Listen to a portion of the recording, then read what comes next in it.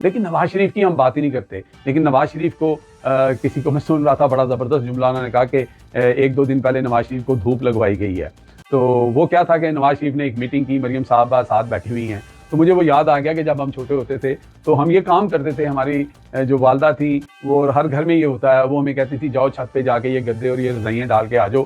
تو ہم کہتے تھے چھت پہ کیوں ڈالنے, کیونکہ ہم بچے ہوتے تھے. تو کہتے ہیں اگر سردیاں آ رہی ہیں ان کو دھوپ لگوانی ہے.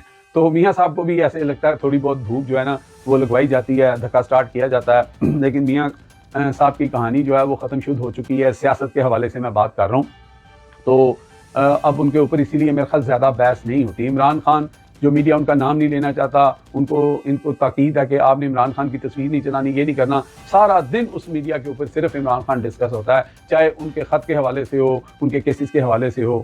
تو یہ تو اس وقت جسے کہتے ہیں نا بے بسی ہے اس سسٹم کی کہ یہ نہ چاہتے ہوئے بھی عمران خان کو مائنس نہیں کر پا رہے.